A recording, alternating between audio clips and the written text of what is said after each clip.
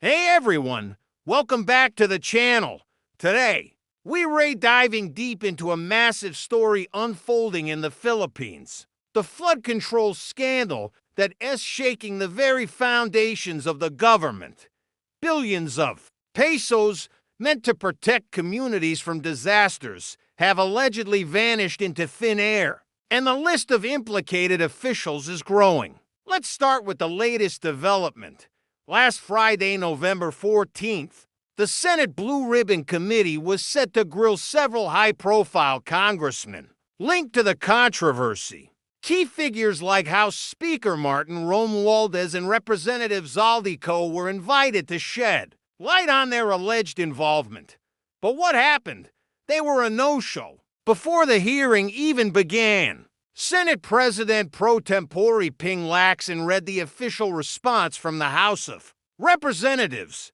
According to House Speaker D, the invited members decided to skip the Senate hearing to avoid prejudicing the ongoing investigation by the Independent Commission on Investigation, or ICI. The reasoning given was that since these members had already submitted to the ICI's jurisdiction, appearing before the Senate would be redundant or could complicate matters. It's a move that raises more questions than answers. Is this a legitimate legal strategy or a way to dodge tough questions in a very public forum? Zaldico had his own separate excuse. His lawyer, Rai Rondane, sent a letter stating that Ko couldn't attend due to medical reasons. But the letter also revealed another concern. Rondane expressed apprehension that any statement Ko might make at the Senate could preempt his legal defense later on. This sounds like his legal team is carefully controlling what he says and where he says it, bracing for a serious legal battle ahead. Now, let's be clear about who was supposed to be there. This wasn't just Romualdez and Co. The list of invitees, revealed by Lacson earlier in the week, included other familiar names like Quezon City Representative Arjo Atayde, Marikina's Marcy Teodoro, and Benguet Representative Eric Yap.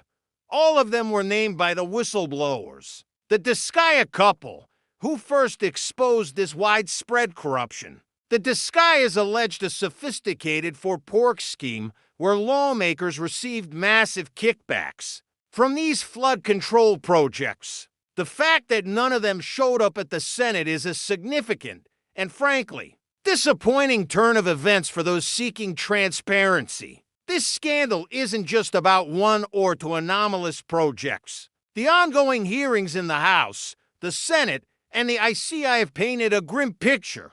We're talking about a systemic problem with billions of pesos lost.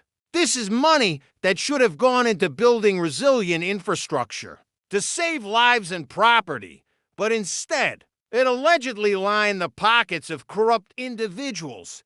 The public outrage has been immense, and it has reached the highest office in the land. President Ferdinand Bongbong Marcos Jr. has taken a very firm stance. On Thursday, November 13th, he issued a stern warning to everyone involved. He said, and I quote, "Tapos naing malalagaya ninyong raw," which translates to "your happy days are over." He followed it up with a promise, "Habulin namin kayo," or "we will come after you." The president didn't stop there. He made a bold declaration that there will be no happy holidays for these corrupt officials. He predicted that before Christmas, many of those named in the scandal will see their cases finalized, and they will be behind bars. They won't have a Merry Christmas, he stated, vowing that jail time is imminent. This is the kind of strong language people have been waiting to hear from the top. It signals a clear intent to hold people accountable, no matter how powerful they are. However, President Marcos also managed expectations. He admitted that there's no definite timeline for bringing everyone to justice. The ICI is continuously uncovering more and more anomalies as they dig deeper, which means the investigation is expanding. It's a complex web of corruption that will take time to untangle completely. The administration's priority as the president explained, is to build solid, airtight cases. They are taking their time to gather sufficient evidence to ensure that when they file charges, the criminals will be convicted and put in jail without any loopholes or legal technicalities. To exploit. This is a crucial point. We've seen high-profile corruption cases fall apart in the past due to weak evidence or legal maneuvering. The administration wants to make sure that doesn't happen this time. President Marcos also laid out a clear, three-pronged action plan to tackle this crisis. First, the filing of cases to bring the culprits to justice. Second, a concerted effort to recover the stolen wealth.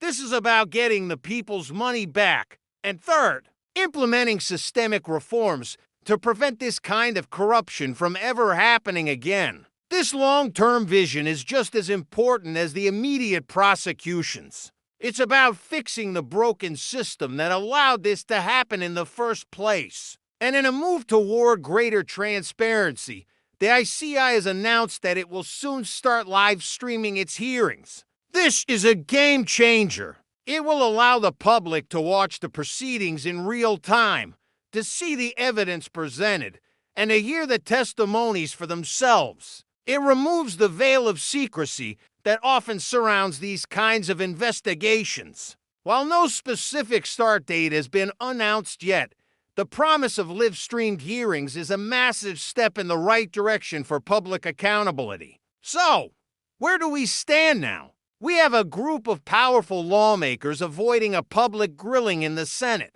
We have a president breathing down their necks with promises of jail time before Christmas. And we have an independent commission working meticulously to build cases, while preparing to open its doors to the public through live streams. This is a critical moment for the Philippines. It's a test of the country's political will to fight corruption. Will the promises of accountability be fulfilled? Will we see big fish finally face justice? Or will this all fizzle out into another disappointing chapter of impunity? The coming weeks, especially the days leading up to Christmas, will be crucial. We'll be watching closely to see if President Marcos's bold predictions come true. The nation is waiting, and the world is watching. The fight for justice and accountability is far from over. That's all the time we have for today. This story is developing fast, so make sure you're subscribed to stay updated. What are your thoughts on this? Do you think we'll see convictions before the year ends?